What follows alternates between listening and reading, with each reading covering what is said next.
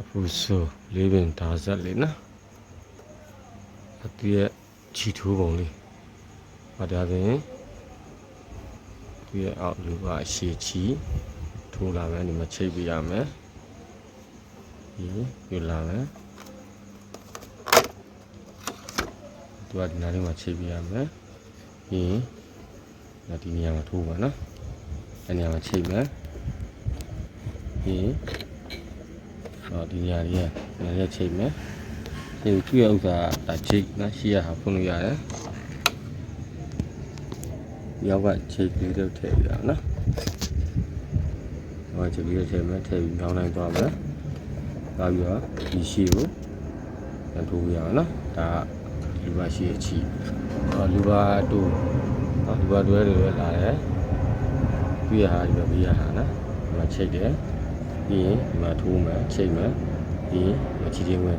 ဒီတဲကိုတစ်ခါကျရင်ထည့်ရတယ်ဒါတော့ချီပဲရော့ကျင်တယ်ပေါ့နော်ဒီတဲကိုထည့်ရ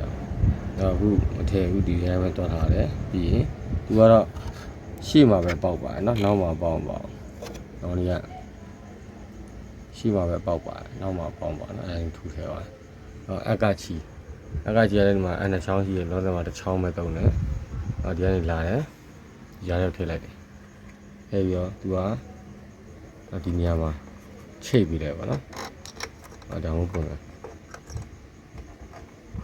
ဒီလိုချိတ်ပြီးတယ်ရရင်သွားတယ်အဲ့ဒီချိတ်လိုက်ရပြီနော်ဟွာလေးကဆက်သွားတော့မှသူကဒီဆွဲချိတ်သွားနော်ဒါလေးတုတ်တံပေါ့ဒီတုတ်တံလေးကဆွဲလုပ်ပြီးသွားတော့ဆက်ကတော့နောက်ကိုလှည့်တဲ့ဆက်နောက်ကိုလှည့်ပါနော်ချီရက်ထွက်မယ်အခုလက်ရှိနေတာမှာဆိုရင်အချီရက်ထွက်အောင်လို့ဒီမှန်မြင်လေးဟိုလည်းနည်းနည်းလေးနော်ခဲလေးဖို့တာဒီလိုနင်းထုတ်တဲ့ခါမှာအချီက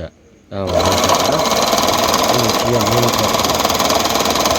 ဒီလိုလုပ်ထားလို့ဒါမှန်မြင်လေးကို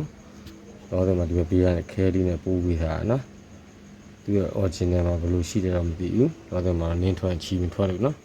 အဲ့ဒါလေးလုပ်ပြီးလိုက်ဒါသွားဖို့တော့ဒါဒီမှာဒီကဘောတွေကိုထည့်ရတယ်နော်ဒါသွားတဲ့ဟာတွေကအဲ့ဒီထည့်ရတယ်အဲ့ဒါမှ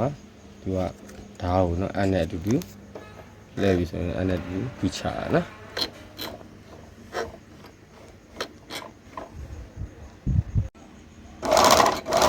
ဒီချီမူလေးဖြစ်တဲ့ဟာနော်မူလေးဖြစ်တဲ့ဟာလေးကိုဒါလေးမှလိုက်နာချီမူဖြစ်တဲ့ဟာလေးဟာပါနော်အဲ့ဒီအကြားလေးကိုချီမူလေးထည့်ပြီးလိုက်နောက်ဟုတ်လားချီမူလေးကိုအကြားလေးထည့်ပြီးဒါဖြတ်လို့ရတယ်နော်ဒီဟာဒါချီမူလေးကိုဖြတ်တဲ့ဟာလေးသူရဲ့ချီစေကျဲကတော့ဒီမှာနော်ဒါလေးလဲပြရမယ်ချီစေကျဲချီကျဲတယ်ချီကျဲတယ်ဆိုတော့အဲ့လဲချီစေချင်တယ်ဆိုရင်နံပါတ်3ရာပါလဲပြရနော်ဒါဆိုရင်ချီစေကျဲစိတ်ပါနော်ဒါဆိုရင်စိတ်ပါရနော်ဟိုဘက်တစ်ဖက်ကကျတော့ခွေးသားစိတ်နော်ဖြဲတာလိုက်တွန်းတာလေနော်အသားကိုလိုက်တွန်းနေတယ်ဒီကောင်လေးကကျတော့ခွေးသားစိတ်လိုက်တွန်းတာနော်နောက်ကိုလှည့်လိုက်မယ်ဒါနှစ်အများဆုံးပေါ့နော်ဒါဆိုရင်လိုက်တွန်းမယ်ဒီဘက်မှာဆိုရင်ဒီဘက်တင်ဒါပြန်ပြီးတော့နော်ဖြဲတဲ့ပုံစံဖြစ်သွားတယ်နော်ဒါကူလိုက်တွန်းတဲ့ဆိုရင်ပိတ်စာကိုကျုံအောင်ပေါ့နော်ဒီကောင်လေးဒီခွေးသားပိုင်းကလိုက်တွန်းထည့်တယ်နော်ဒါမျိုးနေရာမှာသူကတုံးတာဒါဆိုရင်ပိတ်စာတော့ကျုံအောင်နော်နောက်ကလိုက်တွန်းထည့်တယ်ဒါမျိုးတင်းပြီးတော့နော်ချီရတဲ့အခြေအနေနဲ့ကျုံဖြဲတဲ့ပုံစံကတော့ရှီကိုတူကဒါဖြဲရပါတော့နော်